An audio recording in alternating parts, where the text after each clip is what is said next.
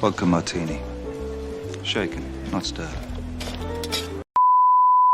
안녕하세요, 수영독학입니다. 오늘은 두 번째 시간 바로 자유형 발차기부터 들어가 볼 건데요. 제가 계속 이 자유형 발차기를 자유형 파트가 아닌 물적응 파트로 넣어서 설명을 드리고 있어요. 오늘 이 시간이 끝나면 왜 계속 이렇게 설명을 드렸는지 이해가 가실 거예요. 먼저 자유형 발차기, 정말 할 말이 많습니다. 제가 익스퍼트 수트까지 포함하면 제 영상 하나의 길이를 10분 안쪽이라고 했을 때 거의 10부작으로 나눠서 진행해야 될 만큼 내용이 많아요. 할 말이 많습니다. 이 비기너 스텝 입문자 과정만 하더라도 10분은 턱없이 모자랍니다. 여러 편에 나눠 걸쳐 찍어야 할 정도예요. 그래서 나눴습니다.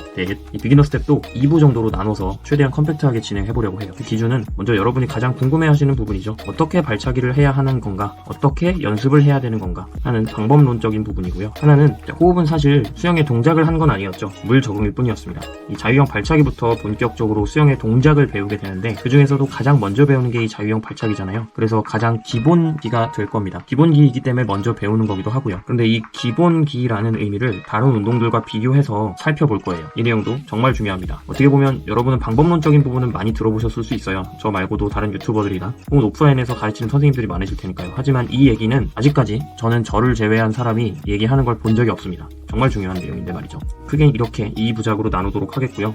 이 방법론적인 부분부터 먼저 설명을 드리도록 하겠습니다. 이 부분도 발차기의 역할에 따라서 두 가지 파트로 나눠서 진행할 거예요. 하나는 추진에 대한 부분이고요. 또 하나는 균형에 대한 부분입니다. 뭐 결국 두 가지 다 발차기의 역할이긴 하고 한 동작이 이 두 가지 의미를 포함하고 있기 때문에 사실 나누는 게 의미가 없을 수도 있어요. 하지만 여러분이 이해하시는데 편의를 돕기 위해서 좀 두 파트로 나눠서 진행을 할 거고요. 그 중에서 바로 추진부터 들어가 보도록 할 겁니다. 이 자유형 발차기의 우리 원어 의미부터 좀 짚고 가볼게요. 들어보신 분들 있을지도 있습니다만 플러터킥이라고 부릅니다. 저는 사실 이 발차기라는 부분, 킥이라는 단어를 별로 좋아하지 않아요. 발차기, 킥이라고 하면 뭔가 강하게 차내야 할 것 같잖아요. 마치 축구공을 뻥 차듯 말이죠. 물론 팔이 아닌 다리를 사용하는 발로 뭔가 동작을 만들어내는 의미가 있고 애초에 킥이라고 되어 있기 때문에 차기라고 번역된 부분이 있을 것입니다만 이 부분은 그냥 팔이 아니라 다리를 쓰기 때문에 이렇게 이름을 붙여놨다고 생각하셔야 돼요. 자, 플러터의 사전적 의미를 검색을 해보시면 이런 의미가 검색이 될 겁니다.